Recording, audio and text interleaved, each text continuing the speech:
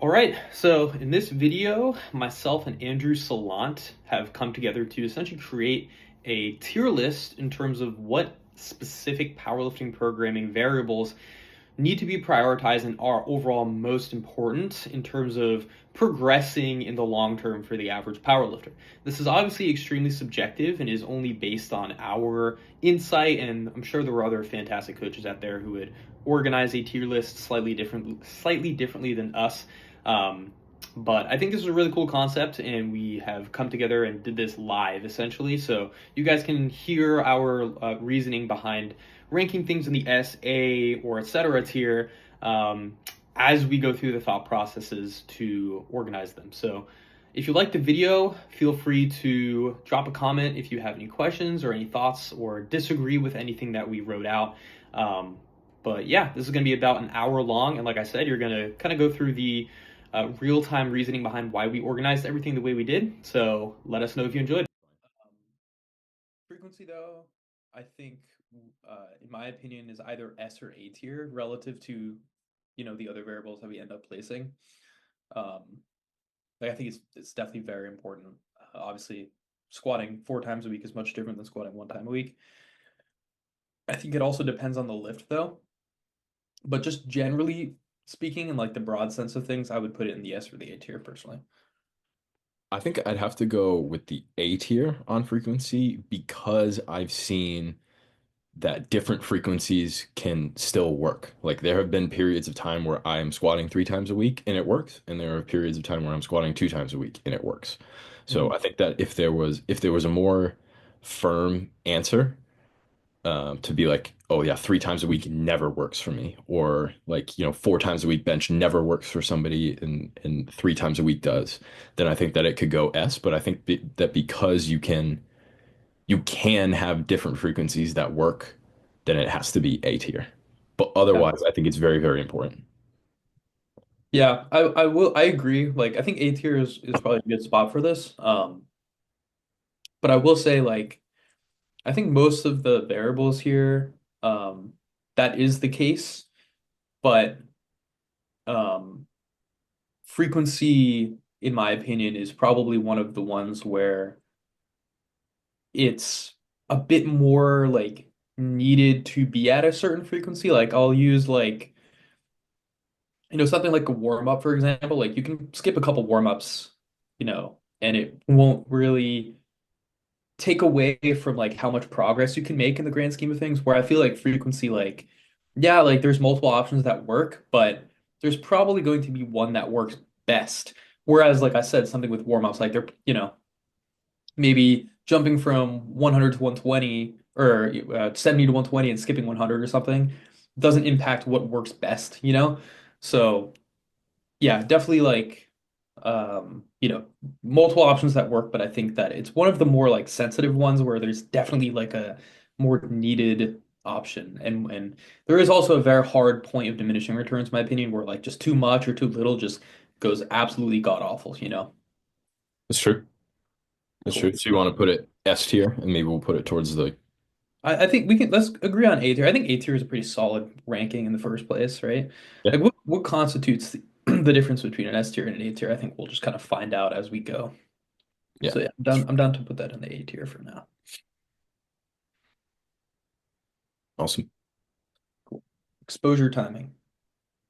So, in my opinion, exposure timing is going to be one that is obviously it's dependent on the intensity of the different sessions and the volume and what actually is entailed in the session and between the two sessions where we're looking to define that exposure timing. But I Yeah. think that this is definitely one that is at the top of the list Yeah. in terms of A or S tier. Um, Making sure that if you're getting the right dosage and the right stimulus in order to fuel your primary day is like the most important thing, really, right? And so, and making sure that that is in the right spot. Like if you need to squat, 2 days before your primary squat day in order to feel like your technique feels good and to feel like, the bar feels okay on your back, then that is going to pretty much be a non-negotiable for like the majority of your career. Hmm. Um, and the same goes with all the other lifts. And so in my opinion, exposure timing is going to be um, definitely like bottom S tier, top of A tier.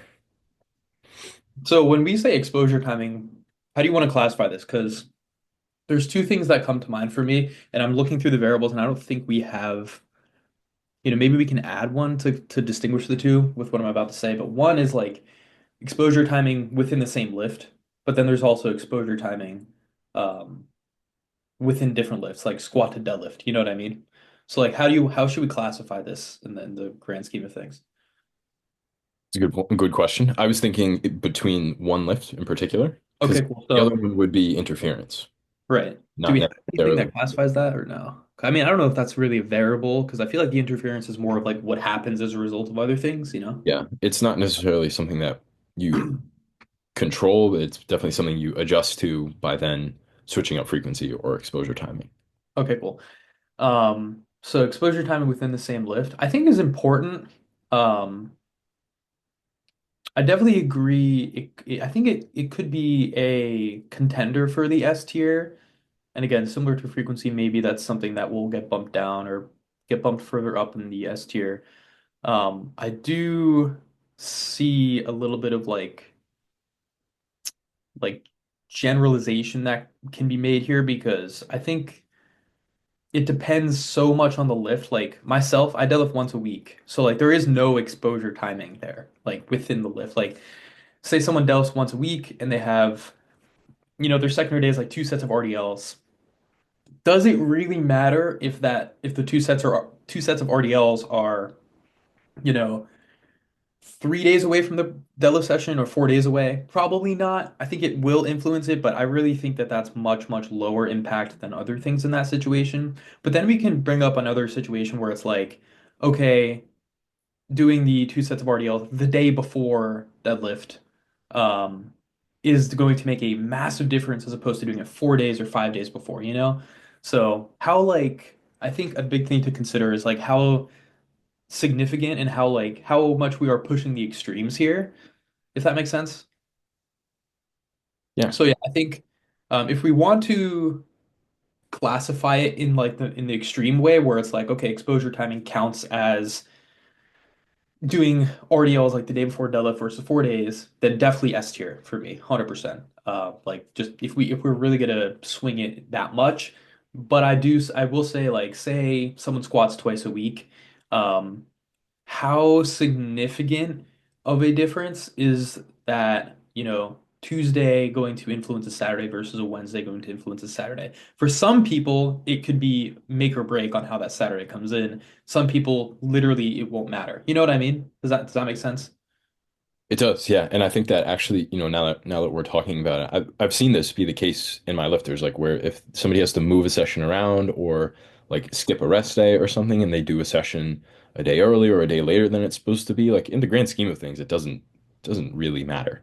Mhm. It doesn't make waves in the long term in terms of progression, which is I think what we should be looking at is like long-term progression Right, over time. And so I guess that I think it probably in the short term you might see some more acute effects, either positive or negative, from altering exposure timing. I think that probably in the grand scheme of things, if you have to mess with just 1 week at a time, then it'll be fine. But I do think that in general that there it is pretty important to, pretty consistently, like if say for example you have somebody who needs to squat their secondary day 3 days before their primary day. That's like, you've tried and true. You've tried four and you've tried two, and just three seems to work better overall. Then I think that long-term organizing programming around that is going to be important, and then just, accepting that will be some variation that happens here and there. right. Yeah, So even I'm still, down.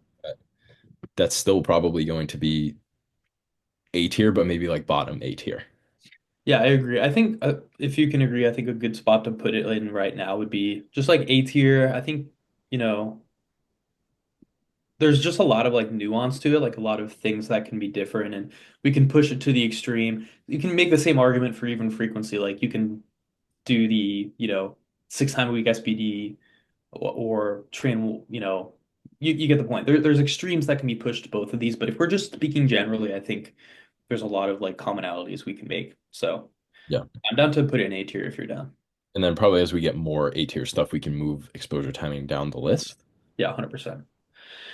Um, Day of the week. So I assume that's like, Monday, Tuesday, Wednesday, without anything else considered, right? Just like the day of the week that you're doing it. Yeah. So this is the day of the week that you're doing particular training sessions.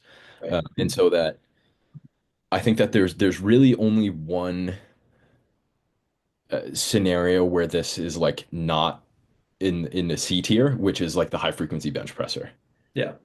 And that is the case, like, with a 4 or 5 times a week bench presser, you pretty much need to have their primary bench day happening on the day of the week that they're going to be competing. Hmm. And of course, anything above four.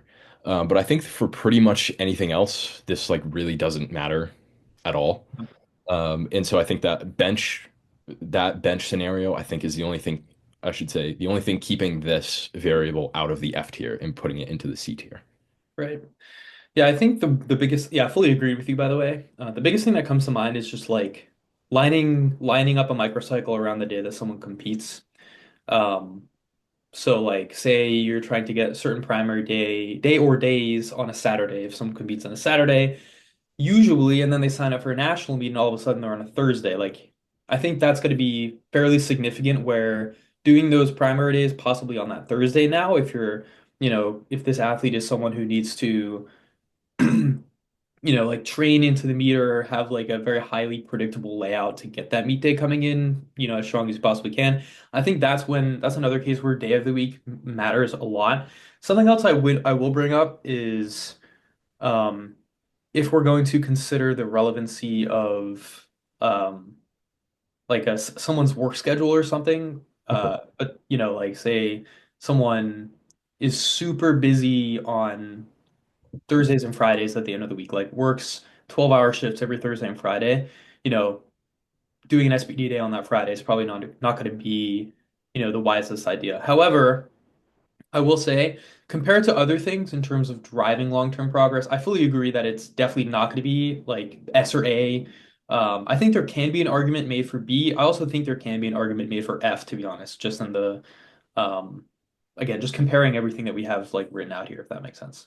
Yeah. And then again, just to like to reiterate what we're talking about is that the days of the week that somebody trains on average, right? And so like sure, if you have meet coming up and you're going to be competing on a Thursday, then like yeah, maybe you want to shift around things so that your primary one or two of your primary days falls on Thursday, so you can make it a Right. little more predictable. But I think like long term, if you look at somebody who is like a hobbyist, right? Like, but they still want to make progress, but they're not really interested in competing Exactly. that often. Like, it doesn't matter if you're doing your primary bench on Monday, Tuesday, Wednesday. Like, Yeah. who cares? Like, it's Yeah. not something that really has any bearing.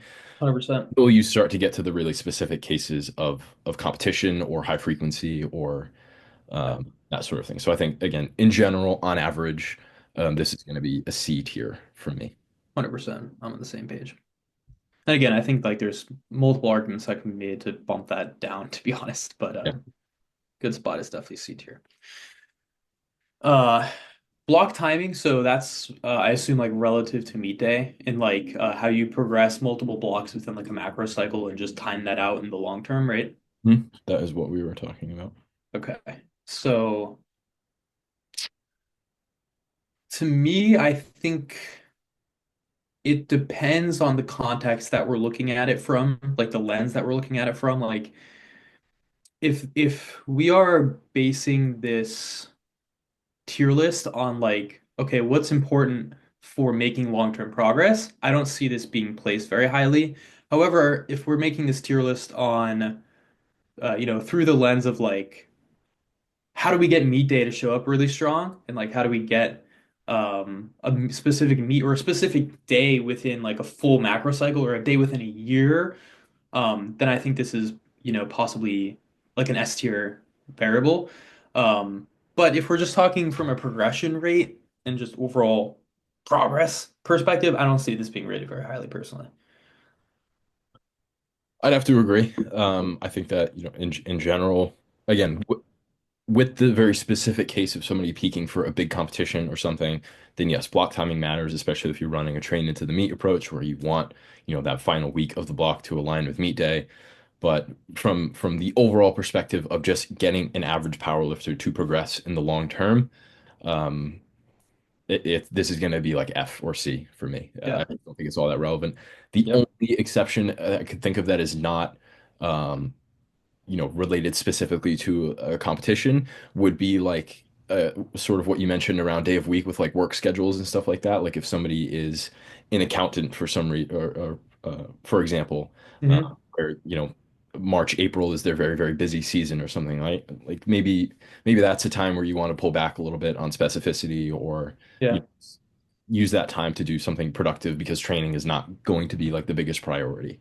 Right. But even still, like long term, I don't think that that is a really big thing to consider. Yeah. So, Yeah. And I think what's more important than this, honestly, again, if we're looking at this through the lens of like what does the athlete need from a programming standpoint to make progress, I honestly think this is less important than the day of the week. So I mean, absolutely. down to put this like end of C tier, front of F kind of thing. Yeah. So let's put it top of F for now, and we'll see Okay, how it goes around. awesome. There we go. Block length, so that's just how many weeks per block. Correct. Um, Definitely more important than timing, if you can, unless you disagree. Oh no, 100% more important than timing. Yeah. Okay. I think that with block length, in my opinion, is not something that is going to be static for a lifter, right? Like you can probably make 4 or 5 weeks work for a lifter no matter what, right? And so I don't think that block length is necessarily something that is super important. But I think that again, once you start to get towards the extremes, like a 3 week block, for example, or a 6 week or a 7 week block, even like that's where it starts to get a little bit more messy. But again, speaking about the average powerlifter, trying to get them to progress long term, I don't think block length is a huge deal. But I think that you're probably better off taking the shortest block length that you can reasonably, Yep. um, just so that you can have as many exposures to, those sort of like peak intensities in the weeks 3 and 4, for example. And so, you know, for that reason, it's not unimportant by any means, but I don't think that it's like an S tier, super, super important thing 100%. to consider. So I'm thinking like top of B tier. Yeah. I definitely see this as like something that's important, but I think we've had this conversation multiple times, like amongst ourselves and amongst other coaching friends, where I think block length is often tied to, like the rate of like peak intensity exposures. But I think what's more influential there is like I think we have this written down too, is just like top set progression, where block length is kind of like um it's kind of like the canvas to allow top set progression to be progressed throughout. Like it's for example, if someone needs more frequent um heavier top sets throughout a block, maybe taking these bigger jumps throughout a block are not the way to go. And it might be more viable to, have like this longer, like maybe 5 week or 6 week block where you don't really deviate from like this 10 kilo range throughout the entire time and you just kind of repeat that. So I think the block length allows you to do things like that, but the underlying variable in that argument is more so just like a top set progression. You know what I mean? Yeah. So Block length is the mechanism to allow for other more important things to do their job. So 100%. it's 100%. it's important, but it's not actually the driving factor. And so I think that it's got to just go right in the middle at B tier. Yeah, I agree on B, and I think again, like kind of on that topic, there's a big point of diminishing returns where like you can do 2 week blocks and it's just gonna go horribly. But like you can do maybe like an 8 week block, which is very long. And if we consider a block something that you are dynamically ramping up RPE throughout, like in a modern day system, it's probably a lot easier to do it through an 8 week block, but there's probably better options, right? So I think like it's very, very sensitive to, the front or the tail end but there's a sweet spot to it, and as long as you're within that sweet spot, you're probably fine Yeah, in agreed. in most cases, right? Agreed. Um, cool. Let's move on to the next one. Primary day progression. That's what that one asterisk means. Just wanted to shorten up primary day. So this is what we were just alluding to. This is what block length allows you to take advantage of. It's the way that um, it's the actual mechanism behind the conduit of block length, right? And so I think that this is definitely something that is going to be very, very important for people, making sure that they're touching a weight in week one that is stimulatory enough to not detrain them going into the rest of the week, but not so heavy that it continues to dig them into like a fatigue hole from the end of the previous last block. And then just making sure that you're taking appropriate jumps from week to week to build momentum, build confidence, make sure that you're hitting those sort of like stimulus thresholds from week to week in order to get to where you want to be in the final week. And so this is of course something that's very individualized to the person, the athlete, based on a lot of things and based on the lift. But um, overall, I think that this may be our first S tier, true S tier. Yeah, I was gonna say the same thing. S tier, 100% in my opinion. Even with other things comparatively, I think this just matters so much. Um, and I don't even know, like I think we have like week one or baseline intensity also in here somewhere. Could be wrong, maybe. Two down. Yeah, we do. Just baseline load is kind of along that. But even looking outside of that, um, like you're saying, like a really good point that you brought up is just like the whole confidence, like mental momentum. Um, like perspective, like training is nothing without momentum. Like you, and in order to build that momentum, you need to be progressing, a top set, a certain indicator day, what like a block in general appropriately, and um, making sure that that's a smart thing you do. And that's only just like one piece of the puzzle. Like I think the rest of the puzzle can be built through so many other lenses, where one is just like how much this variable matters from like the perspective of athlete demographic, like like a heavier weight male versus lighter weight female, like the way you progress that top set's gonna be way, way, way different. So yeah, I'm fully on board with an S tier there. Yeah, let's do it. And the next topic is going to be non-primary progression. And so, what I meant by that in writing it was basically anything that is not the primary day top set, how we're looking to progress that throughout a block. So that could include primary day backdowns. It can include secondary day top sets or backdowns, tertiary, anything, any day or any component that is not the primary day top set. And so for me, I think, this is where we're getting the majority of our progress, right? Like that primary day top set is just an indicator for where strength is at. It's the non-primary stuff that is where, we're actually, making progress. And, it's the stimulus that is yielding adaptation. And so this is again, if you're, this is something that you have to be nailing and you have to be smart about progressing over time and progressing appropriately for the athlete, and just in pushing progressive overload in order to continue driving adaptation. And this is again, I think that this is another S tier for that reason because it's where, like I said, it's where we're getting essentially all of the stimulus for the adaptations that we need in order to continue driving the primary day.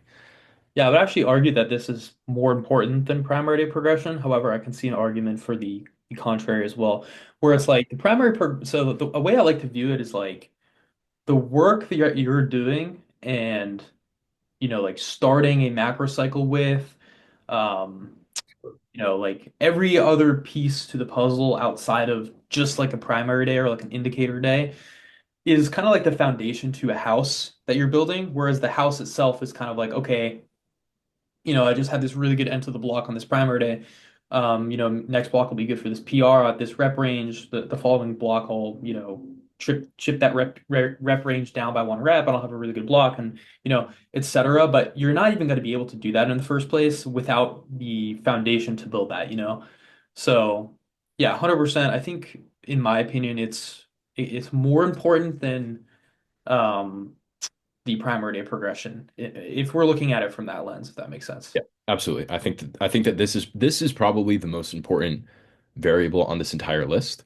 Um, because it's like you said, it's the foundation that allows everything else to occur, right? Like without progressing the primary day, or sorry, the non-primary stuff, the secondary day, the primary day back downs, in making sure that you're driving adaptations on those days, there is no progression to be had on the primary day top set. Yeah. And the primary day top set is not something that is, overly actually driving any adaptation really in the long term. It's just the way that we program, we treat it as being an indicator for um, where your strength is at in that week based off of everything else, all of this non-primary stuff. So again, this is probably the most important variable on this list. Definitely more important than the primary day progression or top set progression. Yeah, I think a really simple way to look at it is just like you can get as strong as you can, but you're not gonna do that through hitting these PRs on a primary day, or hitting these 7+ RPEs on a primary day. That's not gonna be what drives strength. It's gonna be more so what you know displays the strength and the sets that you're able to display the strength within, whereas you build up to that point with everything else, for the most part. You know what I mean? Yep, fully agree. Fully agree. Baseline load is kind of that week one, like how are we progressing baseline block to block? Um, and I also think this is a really important one where, similar to something like block length, I think there is also certain extremes that we can push it to where it's like, as long as we're in a sweet spot, we're probably fine. But it's also not as, it's not something we need to be as like precise with. But I think if we are being precise within this, you're probably going to be more likely to be within a certain sweet spot. What I mean by that is like, it's going to be so it's going to be relatively uncommon to see someone who needs to touch like, okay, I need exactly 217.5 kilos on my week one deadlift in order to show up strong on week five. If I take 220, I'm going to shit the bed and it's not going to work out for me.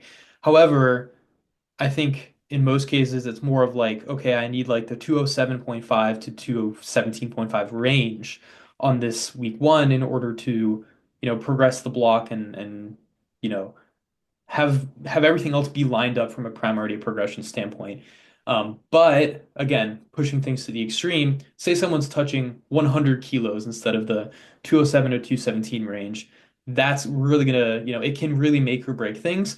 Same thing goes for the opposite. If they're touching, an RP 10, and tying a PR on a week one, it's like where you don't have you don't have that road to travel for the rest of the block. So if we're gonna view it from the perspective of like what baseline should we be starting each block at, I think it can be extremely significant. But like I said, it's like there's a sweet spot that you just need to be in for it to be significant. Yeah, I fully agree. I think what I was saying before about you just need that week one to be stimulatory enough to allow you to get to the next week and the rest of the block appropriately and not detrain. But it's got to be, it can't be so hard that you're just tanked for the rest of the week, for the rest of the block, and digging yourself further into a hole. So I think that the actual load itself probably isn't all that important, but I think just that being in an appropriate intensity range um, is moderately important. So I think that this is not something that I'm looking at, um, as like being the holy grail of getting somebody to progress, but it's also, not something I completely disregard. So I think for me, this one's going to be a B tier. Yeah, I can see B tier, and another argument I'll pose to possibly push this up into like a late A tier is just from like an injury prevention standpoint. Like if you're going ham, say like like I said, the demographic matters here. Like a lightweight female bencher might be able to push like an 8 to 10 RP every single week, and that frankly is maybe what that athlete needs. Whereas complete opposite demographic who's just a overall very intensity sensitive person. Honestly, even with demographic not even considered, it just depends on how intensity sensitive someone is. Um, and it's basically someone who just gets wrecked from intensity. You're from an injury prevention standpoint, you're it can knock out a year of progress, if that's the reason why you're getting hurt. You know what I mean? But then again, everything here there is some kind of injury prevention standpoint that we can look at it from. So I would actually make the argument that this is more of like a late A tier, but again, we got to see how things can line up. So I'm down to put it in the B tier at like the higher up, like in Yep. front of block length if you Let's want. put it ahead of block length. Okay, awesome. Set count per week. What are your thoughts? So for me, this is going to be pretty important because when I look at, sort of like programming on a weekly perspective and from week to week, the set counts as I think where that's how like the way that I'm looking at volume, right? And so I think that looking at tonnage is one thing where you do sets times reps times load. I think that there's really not much that you can get out of that, like practically speaking. I think that set count is a little bit better of a way to discern your weekly volume, because within sets the sets are taken to some relative intensity, and so it doesn't particularly matter like what the rep count is of those sets all that much. I think what matters a lot more is how many of those sets that you have that are contributing to your overall fitness versus fatigue, right? So I think that set count is definitely something that you have to, figure out sort of like an ideal range for somebody.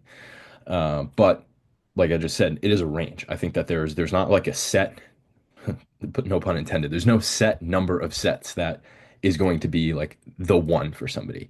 There's going to be a range, and that range might be tighter for some individuals, and it might be even tighter, on one particular lift for the same individual versus the others. Mhm. Um, but I think that this is definitely something that is important, like in terms of a long-term progression for the average lifter.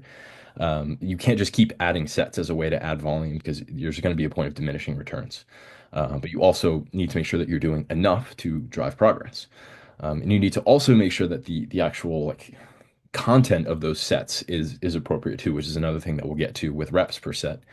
But I think that the set count is a very, very important thing to keep an eye on and make sure that you're getting within some, optimal range for the individual and the lift. And so for me, this is easily an A tier, if not like a low S. Yeah, I'm on the same boat, same page. Something to add to that, because I think you pretty much covered it all there, Sorry. where um, at this point, I feel like we're just going to need to rank the hierarchy of what's in the S and A tier now, compared to set count per week to place it in either one. But something else to briefly add is with the sets versus reps thing, I feel like the reps and like the volume per week from a rep count perspective is oftentimes more influential towards like the amount of stimulus per lift, where oftentimes like the set count can be influential towards like the amount of practice someone has, because a set you're gonna have to go through your setup entirely. You have to on squat, you're gonna have to get under the bar and practice that setup. Bench, get under the bar, practice that setup. Like, 5 sets on a given day can be a lot more impactful than 2 sets. 2 sets on a given day from like a skill practice perspective. Uh, but the overall stimulus is going to be different if the rep count, or sorry, the rep per set count is different. So again, if we're looking at it also with practice considered, I think it's very important to consider that. So yeah, I'm down to put it in S or A. It's just a matter of, relatively speaking, like what it's more important. Do you feel like like I think both the primary and non-primary day progressions are like gonna be up there towards the beginning of S regardless. But like frequency, exposure, timing, like what are your thoughts there, comparatively speaking? I think that set count per week is absolutely more important than both frequency and exposure timing. Okay. And I think it might even just be more important than primary day top set progression from the perspective of progressing for the average lifter in the long term. Okay. I, Um, ca- I can agree there. yeah. So you want to sneak it right in between. Let's do that. I like that. Again, because I think a way to just kind of like find a commonality between how we're going to rank all these is just like what does an average power lifter need from a programming perspective to make progress? You know what I mean? Yep, absolutely. And I think that, the last thing to consider about set count is like that sort of like determines frequency a little bit. Like if somebody needs, I don't know, 24 sets of bench a week or something like that. Like you're not fitting that in 3 days. You're gonna have to add a fourth day, maybe a fifth day. Um, and then it's the same with like lower set counts, right? Like if somebody really only needs 4 sets of squat, would you rather split that, put it all on one day, or would you split it into 2 days? And so I think for that reason alone, set count has to be more important than frequency, and then by extension, got to go to S tier. Right. Cool.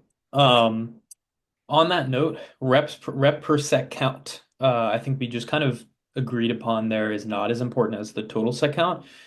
Um, I don't even know if there's much to add to that. It's more so just like the way I'm looking at this now is now that we've classified the set count per week, it's kind of like once you've got these more basic and like largely impactful things, like we'll say the set count per week and the non-primary day progression so far, like the really impactful ones that we've listed, even frequency and things of that nature. Um, the reps from there get a lot more like diluted where how much does it matter if you're doing sevens or eights, how much does it matter if you're doing fours or fives? Probably not that much, but like I said, that's why it gets diluted, where once it is diluted to start, you can kind of nitpick and sift throughout that dilution to perfect something. The longer you work with a lifter, you start to find like, okay, maybe the sixes here are really better than the sevens, things like that. So I think if we're looking at it from like the lens of, okay, what does the average powerlifter need to make progress? I don't think it's that important, but I think it can be important, similar to like, say like the baseline load or something like that. I think it kind of falls along the similar category there, but again, there's going to be like these extremes that we can go to where it's like, okay, if the set count per week is so important, what if I do all these sets and doubles? It's like, that's got to be very different than, keeping things probably in around the sweet spot of like the moderate rep range or something like that.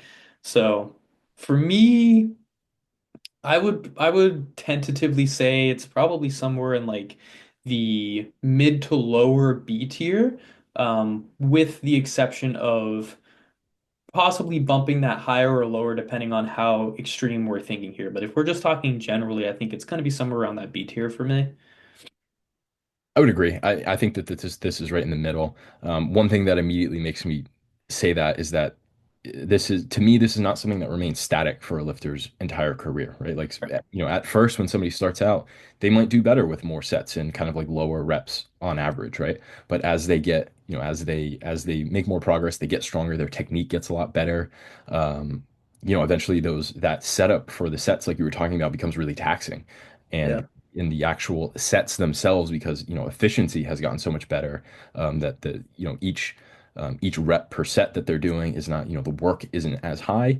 Um, and so, I think that number of reps per set that works really well is dynamic throughout a lifter's career. It may increase, it may decrease. And so for that reason alone, I don't think that it can't be in like A or S tier. But I also don't think it's entirely unimportant either, right? Like you said, we can't do if somebody, like the example I was using earlier, if somebody needs 24 bench sets in a week to progress, or somewhere in the 20 to 25 range, like you're probably not going to want to do 20 doubles or 20 singles or something Right. like you. There's got to be something in the middle, and so I think that this is a pretty clear and cut B tier in my opinion. Yeah, I think B is a good spot to put it. And then one more thing to add, and I'm glad that we're getting onto the topic of like different types of intensity after this too, but I think what largely, like personally, when I'm programming a rep count, um, like a rep per set count, I think of like almost taking like a slider and trying to slide how intense am I trying to dose this set, and I'm trying to complement that on a rep count. Like what I mean by that is like if I don't want this set to be super high intensity, I'll probably bias a bit more towards like the higher rep count because there's going to be less load on the bar. But Absolutely. same goes for the opposite. Like you're doing a double or a triple or something. If you're trying to get the desired stimulus from that set, it's not gonna be light. Some cases that's not the case. But again, if we're eliminating like intensity from this question, fully agreed that the reps is probably somewhere in the B tier. Personally, I think baseline load is a bit more important in the context that we're talking about. So I'd be down to like put it in the middle of where we have it here. Yeah, I'd say so. Um, Or just tentative, we can just tentatively drop it here and then reorder. yeah, Feel like we need to. Okay, cool. that's fine. Cool. Moving on to intensity topics. So, average intensity, first we should define what that means. Mhm. That's pretty much like if you want to look at it from like a percentage of 1 RM perspective, which I think is probably the easiest way, is what is like the average percentage of 1 RM that we're touching on the compound lifts within a week. Well, let's say within a week. And so, that is going to be skewed upwards by having heavier top sets, and it's going to be skewed downwards by having lower percentage, higher rep stuff. Um, I think that for most people, the average intensity is something that you're going to be looking to progress over time in terms of like the how that translates to actual tonnage, right? But I think that from like a again from like a percentage of 1 RM and converting that into an average intensity, I think for most people it's probably going to stay around roughly the same number throughout their career. And that's going to differ depending on the individual and what they respond best to. Um, but I think that, in the shorter term, like average intensity is something that you can manipulate and really use that to kind of drive more progress in the short term. Um, but I think looking at an entire career, it's a number that is um, relatively static. Like if somebody starts off in their career needing, I don't know, 75 to 80% of 1 RM across the week on average, that number's probably not going to change all that much. Like it's not going to jump up to all of a sudden they need 90%. Um, but how that is distributed throughout the week and that sort of stuff is definitely important. So I think that um, average intensity is probably something that is top of B, bottom of A tier. Yeah, I like everything you said. I would argue a little bit, I would argue for it to be placed a little bit higher. And the a way that I'm looking at this as well is um on average how much like how intense is a given session? And that's kind of how I'm also making that consideration here when I'm thinking of average intensity, where it's like, okay, say someone has a 4x5 pause squat, but their primary day isn't coming in uh feeling as strong as it used to, things are feeling a bit heavy. Basically, we're just coming to like the conclusion that the preceding session there might just need to be more weight on the bar. And just relatively, compared to someone's 1 RM max or compared to what we're trying to hit on that primary day. Overall, this session as a whole probably needs to be more intense. Um, and I think that can be pretty influential. On top of another thing that I'm considering is like I do a lot of like percentage based work for back offsets, like the minus percent and using like M round to make sure things are consistent, week to week. And we're essentially controlling average intensity on those um, as much as we possibly can. And, there are going to be times when things are not controlled and it can really derail something versus when things are controlled kind of within like the general scope of things to the point that they need to be. I think that we're probably good as long as we're generally accounting for it. So I think that this is one of the ones where it's like, if you don't account for this, things are probably going to hit a wall really quick, and things can derail pretty bad. Um, but as long as you are accounting for it in some capacity, then I think you're in a good spot there. So I think now I think about it, maybe like bottom of A, mid A is a good spot. But yeah, I think like if we're thinking about overall intensity, it's just like I think again, it's more so just like how are we progressing this over time, and I immediately think of average intensity when it comes to that. Personally, that's just how how I view it, if that makes sense. Like what sets are we trying to, and I guess account for in the long term progression lens, Yeah, and I guess framing it around sort of like the bulk of our work in the week, right? Like things that are not top sets, things that like are our primary day back downs, our straight sets on our secondary day, or like whatever it may be. The stuff that is like really the meat and potatoes of what is making you progress. The Mhm. average intensity of that stuff is really like that's the thing that should be stabilized over time, and that is what you can continue to push forward and use that as a mechanism to drive progressive overload. And so, now that we're talking about it a little bit more, framing it this way, I think that this might be something that is going to be top of A tier. Um, Yeah. so I would probably say you could sneak it right in between frequency and exposure timing. Yeah, I was gonna even say like we can put it at very top in front of frequency. That works for me too. But yeah, either way, I think these two are kind of hard to like distinguish. Like the just overall intensity versus frequency. So let's put it here. And if we want to switch those come the end, I think there's going to be a lot of like Might be some flip. probably a lot of that at the end of this. But yeah, definitely a good spot there. Yeah. Uh, Peak intensity, I think compared to average intensity, if we want to look at peak intensity, like the way I kind of see it is like, okay, what peak intensity exposure are we getting on a certain day? Like the most that we're touching for that day. Like this is, the peak intensity for the day. And kind of like, we can view that as like a top set or like a final ascending set. Something like that. Like how does that influence other sessions? So, I think there's multiple like perspectives that we can take.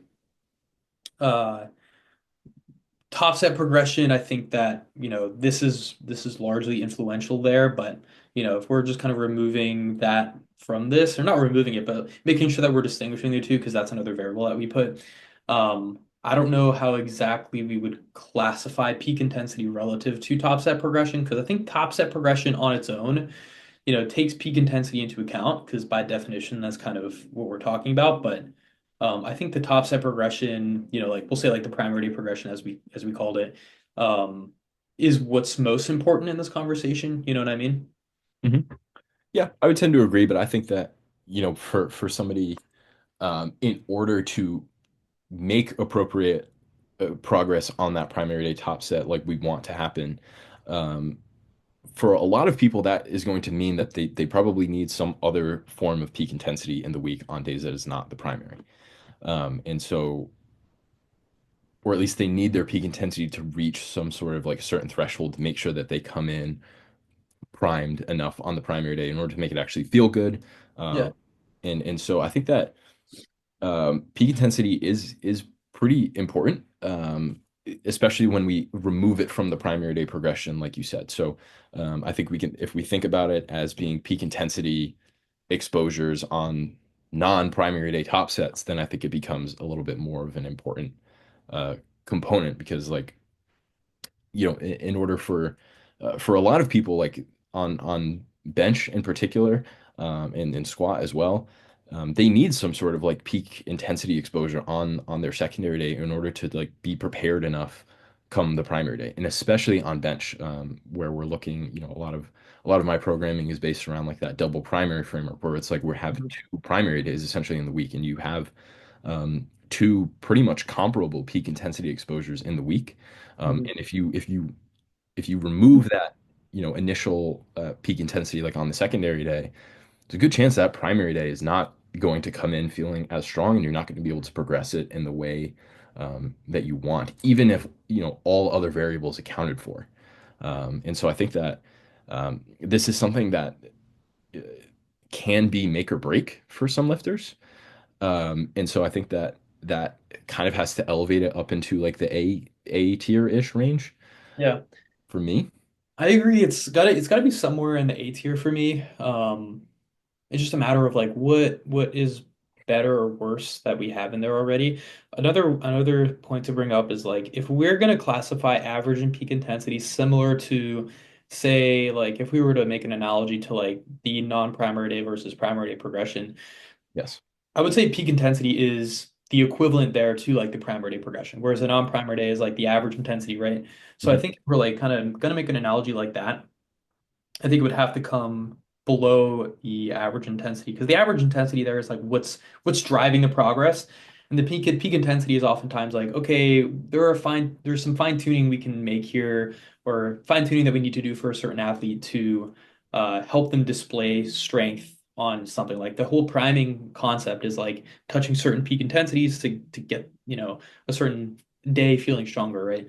So I think it comes down to like, okay, what's driving the progress versus what are we doing to display that progress, right? Fully So agree. I think I think it's fair to put it like below the average, so we'll just kind of put it at like the bottom of A here, I guess. I do think it's probably more important than exposure timing. Yeah, Uh, I would say so. Like again, we can reorder things, but yeah, let's definitely throw I think that there. that one's gonna be. I think the exposure timing is, I honestly wouldn't be opposed to bringing exposure timing down to B when we see how everything lands out, but yeah. I was thinking Um, actually. cool. SPD specificity. How are we gonna qualify that? Like when I think of SPD specificity, I think of like, you know, competition squat, competition bench, competition deadlift, or going the opposite direction. Like, am I doing RDLs instead of deadlift? Pause squat, tempo bench, Larson press.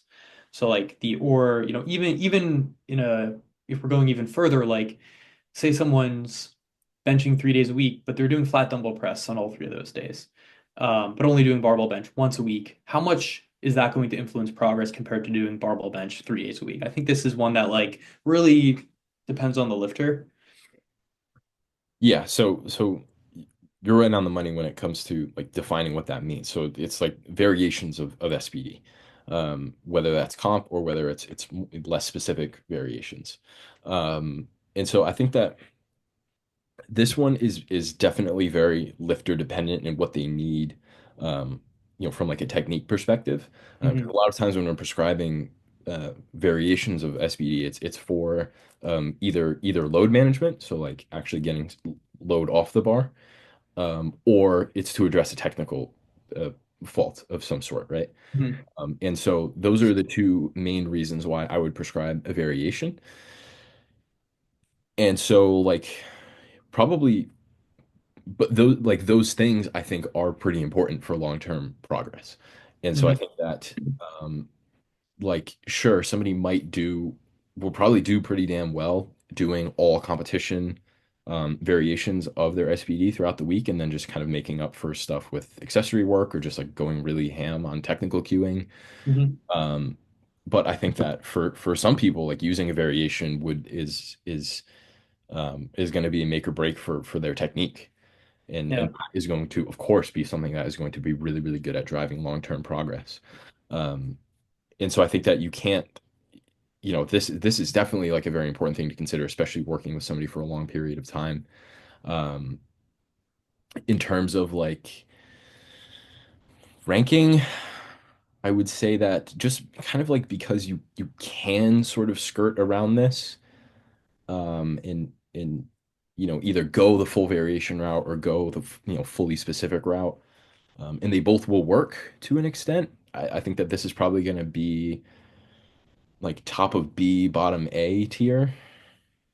So Like are we gonna factor in like are we just solely talking about like barbell movements here, like squat bench deadlift, or are we gonna go as far as like something like a like I said, like a flat dumbbell press maybe or like a belt squat? I would count those things as accessory selection. Okay, cool. So let's do variation. If we're gonna look at it through that lens, honestly, I can see this being as lowly ranked as like a C tier. Uh, but Really? I can also see the argument of, it being as highly ranked as like an S tier. Because again, this is one of the ones where it's like it's really lifter contingent. Like some people need a certain variation to be executing at their best. However, I think some things are blatantly more important than this, like frequency, both of the intensity variables, set count per week. I think those, in my opinion, are way more important. Yeah. And like someone, like let's say we keep all things constant, right? Volume, intensity, frequency, like the big three, we're keeping those constant. And the only thing that changes is the variation that we're doing. Like if we're going from a pause to a comp, I honestly don't see that making a big difference at all. Like I think execution and like technique in general is going to be what's impacted the most. But like again, like the variation, I also kind of view on a slider. Like we can use variations to self-limit and force people to load less or even more in cases on the bar. But I don't think, we have these other variables like intensity and whatnot isolated. So again, I can honestly see this being ranked as low as C tier. I see what you're saying. Anything, like pretty much anything that you could accomplish or that you wanted to accomplish by using a variation, you could also just do it with the competition lift, right? Like if you wanted to take some load off the bar and use a variation, you could just do the comp variation and take the load off the bar. Yeah, yeah, bingo, honestly. So yeah, I see what you're saying there. I Like, think that I'd be down for like a end of B kind of thing. yeah, let's do that. Let's do that because I don't think it's in the same tier as like the day of the week. 100%. Yeah, that's a good point. But I would say it probably is within like the block length kind of reps per set. Yeah. Yeah, that's a good point. Yeah. Like it's important, but it's like you don't need to worry about it as much from a progress standpoint. I think that's Like, fair. yeah, okay, cool. I could ramble about that for a long time, honestly. There's so many examples of like lifters I coach where like we've switched variation and it has made no difference. But yeah. Cool. Accessory selection, so kind of like what we just mentioned, where like, belt squat, flat dumbbell press, things like that. Yeah. What And thoughts? so and so what I mean by this is like the actual exercise selection of the accessories that you're picking. And probably like the extension of this is how they transfer over to your goals. So whether that be whether you're using an accessory for the purpose of, adding workload to your SPD lifts or for like, addressing some like movement incompetencies or just straight up hypertrophy. So I think Yeah. that they're like this is something that is absolutely essential to consider, but in terms of like make or break long-term progress for somebody, I don't know that it's going to make all that much of a difference if you choose a like a let's see a flat dumbbell press versus an incline dumbbell press for like a Yeah. main pressing accessory, or if you're doing weighted dips versus flat dumbbell press. Like Right. these are things that I think are important, and for an individual, they can become very important, but zooming Yeah. out to the long term, I don't think it's as important. And these are things that I tend to periodize a lot too. Like there will be times where I have somebody pushing like I call them like primary accessories, like Matt Cronin is going to hate me for saying I that. know. Um, like I think like a flat dumbbell bench, for example, is definitely like a primary accessory. Like that is something that you can kind of consider as being part of the main workload of your bench stuff in a week, right? And so, um, but whether you're doing that versus a weighted push-up versus a weighted dip, again, I don't think it matters all that much. Uh, Yeah. and so I think that this is probably going to be like C tier. Yeah, I Um, agree. I was gonna say C tier as well. Like honestly, like end of C tier kind of thing. Like I think it's more important than like a block timing. But another analogy I'm going to make, similar to what I just did, where if we're looking at accessory selection and the next one we're going to do, which is intensity of the accessories, I think it's similar to like a rep per set count and a set per week count, where what matters most with accessories is like we're getting adequate stimulus per muscle group, but we're also getting that stimulus through trying hard on the accessories. And the significance of that can be related to like the set per week, where that's kind of like what we're doing to drive volume, and then relating that to accessories. The accessory intensity is what we're doing to drive hypertrophy through these accessories, or drive the progress of a main lift and the transference there, overall through the accessories, where the accessory selection is kind of like the rep per set count that we're like doing the nitpicking, you know what I mean? And trying to perfect things, like maybe this lifter does better and feels their legs more on a comp squat when they do hack squat as opposed to a leg press. So yeah, I agree that there are other more important considerations to make from an accessory standpoint, but the selection, I think we can get away with not having that be perfect. yes, fully agree. Cool.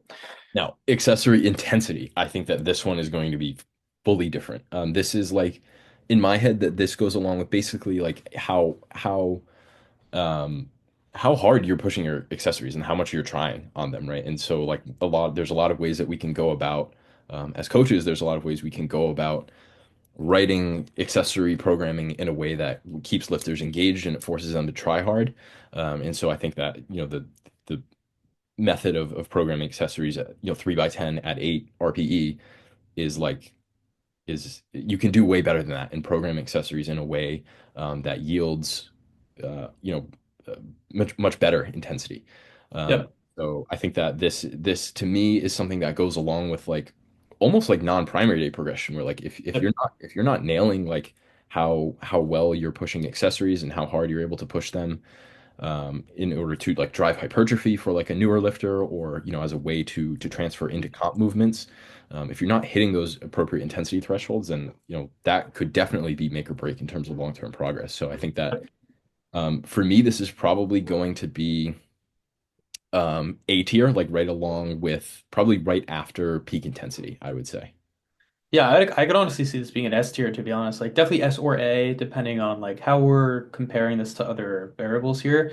Um, but yeah, I mean, you said it all. I honestly don't have much to add. The biggest thing is just like you've got to get jacked, and you can't get jacked without pushing accessories. Like if you look at any of the top level powerlifters, they're all jacked. Um, yeah, you just need the muscle to move the weight, and you can't build the muscle through squat, bench, and deadlift nearly as much as you can through the more, like specific accessory work. So, I mean, I'd honestly see this being like an end of S tier, beginning of A. So I'm down for beginning of A if that's the agreement we've come on. Yeah, let's do it. Cool.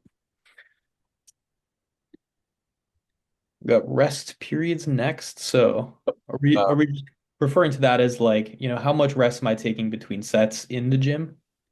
yeah. And so for me, this is like easy F tier. Like this is just not Yep. something that I really care about all that much. Um, assuming that you're like getting your workouts done in a relatively reasonable amount of time. Like if Yep. I've programmed you 5 exercises and you're taking 4 hours, then that's like, okay, we have to address rest time. But like if you're doing it in a reasonable amount of time, and like we're good. Like it's fine. Yep. Yeah, the big thing here is like we're looking at like again, we're trying to keep things all categorized in the same I guess perspective here, and that perspective is progress for like the average powerlifter. But the rest time is not going to really even influence that. It's going to influence how you feel on a given session. Mhm. Like, oh, this top set didn't go well because I rested 15 minutes before it. It's like, is that really going to impact your progress in the next 6 months? Is that really going to do the developing within a macro cycle? No. Like, you know what I mean? It's just going to be one of the things that, you probably need to account for day to day, but it's not going to be like this make or break variable that's going to be killing your progress. Like I don't really think I've had a case where it's like we're honing in on perfecting if we should be resting 5 minutes or 7 minutes or 2 minutes or 4 minutes. So 100% F tier. Don't think that's influential at all. I don't even think there's an argument there. And then sliding right into intra-session exercise order. So this would be like basically how you're doing. If you have an SPD day, what is the order that you're doing those? So are you Yeah. doing squat, bench, deadlift? Are you doing deadlift, bench, squat? Are you doing deadlift, squat, bench? For me, this is probably also like F or C tier. I don't particularly care about this all that much. Yep. And so I think that probably the only scenario where I would care about it is if somebody gets like really acutely fatigued from a particular lift, whether that's like squat or deadlift. Yep. So I don't think it should be like the absolute last thing on this list, but I also think that F tier is a pretty reasonable spot for it. Yeah, I think beginning of F is a good spot.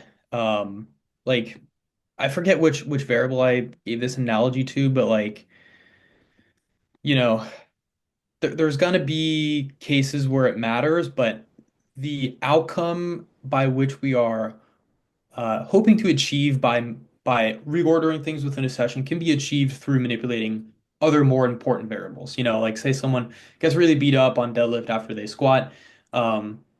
Maybe switching those and deadlifting before you squat on that day is the solution, but there's probably more versatility there to manipulating, say, intensity from the preceding session. You know what I mean? Or things like that. I just don't think it's going to be a make or break variable as opposed to something that we have in the S tier or A tier. Mhm. Next one up is intra-session set order. And so this would basically be like how like a fatigue single model versus ascending sets or something like that. And basically like what the order is that you're doing your sets within a session. For me, I think that for some people this is really, really important. Yep. And but I think for others it really just doesn't matter at all. So I think it's got to go right in the middle in B tier, um, probably right at the end of B tier, in my opinion. Yeah, I can see it being even lower. I like B tier, definitely no higher than that in my opinion. Again, I think this is another one where it's like we can push it really, really crazy to the extreme. Um, But yeah, if you're warming up and you feel prepared for all your sets, you're going to be getting the same stimulus kind of from the workout, but the set order is there to elicit a better stimulus. Like, like objectively speaking, like from an absolute intensity perspective, if you're taking say like three ascending sets of five at 200, 210, 220, versus like descending the 220, 210 to 200 or something like that, you're getting the same absolute load from across the board, but it just the order is going to change like how you approach those psychologically and overall like the relative kind of like stimulus, I guess we can call it, from doing that. So I think it matters, but it's like compared to everything else we have here, I don't even know if we need to place it higher than a lot of things. Like for baseline load, block length, reps per set, I think all of those are more important. So I'm down for like end of B. Yeah, Okay. agreed. It's more important than the day of the week in the accessory selection for sure, but I think you know that like reps per set is probably more important. Yep. Specificity is probably more important. Yep. Uh, and so last one here is SBD warm-ups. So this is basically just like how you're working up to, like the majority of your SBD work. And we could also include some drills in here if you do like PRI drills or just kind of movement drills in general. I think that this is important-ish. But it's going to be an individualized thing. Like some people can just get in the gym and get under the bar and just do their workout and be fine and not have to do any warm up. Yep. Other people may need a little bit more of a general warm up, like a couple minutes on the bike or a treadmill or something like that. In terms of like programming long-term variables here, I think that this is not something that I'm thinking about particularly long term as being really important. And so I would say that this is probably honestly, this could probably go in F tier between like intra-session exercise order and block timing. hmm Yeah, I don't know. I think a good happy medium would be somewhere like maybe in the C tier. I can see arguments for, a lot of these, honestly, like in terms of where we're placing this. But one of the most impactful like viewpoints I have here is like you can get everything perfect for intensity, volume, whatever going into a session to get someone to feel predictably strong. But you can throw that out the window by taking one warm up or two warm ups before, the end of block top set, and that can completely just throw that out the door. And then because you didn't warm up appropriately or whatever, like say you're warming up for 500-pound squat and you go one plate to four plates and then your top set, like, you're just not going to be warmed up enough. And yeah, honestly, again, like I think there is an argument to be made for it to be placed really high, but then there's just like if we're talking long-term progress, like you're saying, like it's just not going to be as influential as a lot of these. So again, I don't know. I don't again, I think there's an argument for either way, but I'm down for like a C tier. I honestly think it's more important than like a day of the week, to be honest. Like again, if we're looking at it from the lens of like it doesn't need to be perfect, but it definitely needs to be good enough, you know? Yeah. I think it can go ahead of day of the week, and honestly, I think that day of the week can slide right to like the bottom of F tier. Yeah, I'm down for that. And then other than that, I feel like we have a pretty good list here.